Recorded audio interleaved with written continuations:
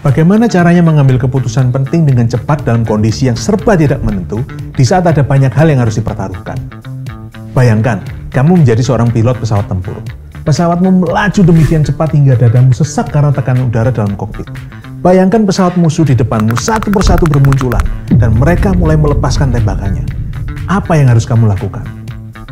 Kondisi yang kita alami hari ini seringkali serupa walaupun tak sama dengan kondisi dalam medan peperangan.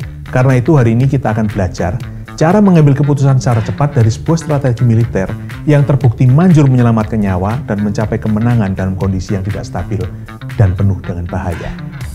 OODA Loop.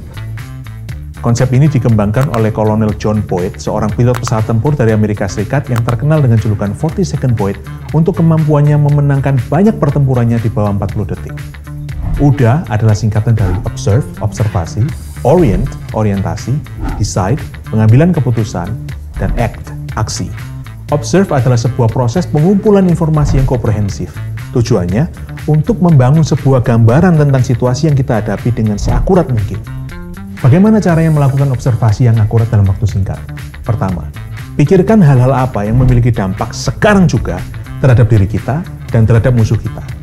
Yang kedua, apa yang berdampak pada kita dan musuh kita di waktu yang akan datang. Fokuskan pencarian informasi untuk dapat menentukan keputusan apa yang kita ambil hari ini dan apa efek yang akan disebabkan oleh keputusan kita tadi di kemudian hari. Di saat kondisi berubah dengan cepat, keputusan harus dapat kita ambil dengan cepat pula.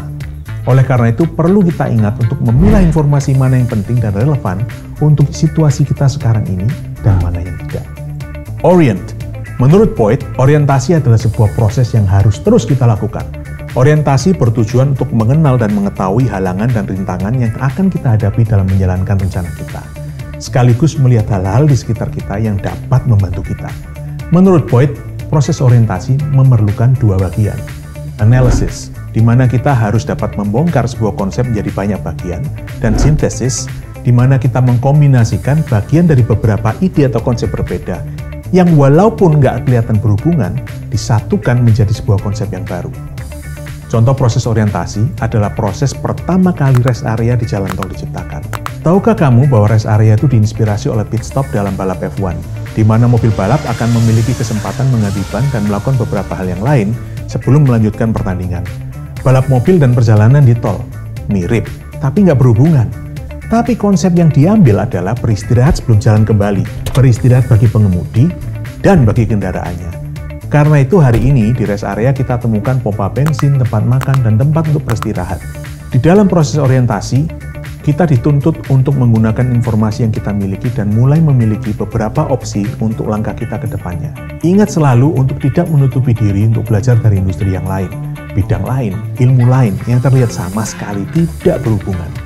Inovasi yang terbaik sering tercipta dari penggabungan beberapa konsep dari industri dan disiplin ilmu yang berbeda-beda. Decide. Sekarang saatnya mengambil keputusan. Yang perlu diingat, kita selalu memiliki kecenderungan untuk mengambil keputusan yang sama itu berulang kali. Oleh karena itu, Boyd mengingatkan kita untuk menghindari hal ini. Sebaliknya, kita harus mengerti bahwa hasil dari keputusan kita ini akan menjadi sebuah bahan pelajaran untuk observasi kita selanjutnya, di mana kita bisa belajar dari kegagalan ataupun kesuksesan dari keputusan yang barusan kita ambil tadi. Act. Setelah mengambil keputusan, kita harus berani melaksanakan keputusan kita, mengeksekusi rencana kita. Disinilah kita akan mengetahui apakah kita telah mengambil keputusan yang tepat. Apapun hasilnya, kita akan gunakan sebagai salah satu informasi dalam proses observasi kita selanjutnya. OODA Loop, seperti namanya, adalah sebuah siklus yang terus-menerus berputar. Dengan bertambahnya pengalaman, keputusan yang kita ambil dan kemampuan kita mengeksekusi rencana kita akan semakin matang dan semakin baik. Dikala kondisi berubah dengan cepat dan kita dituntut untuk mengambil keputusan dengan cepat, ingat OODA Loop. Observe, Orient, Decide, and Act. Selamat merajut asa.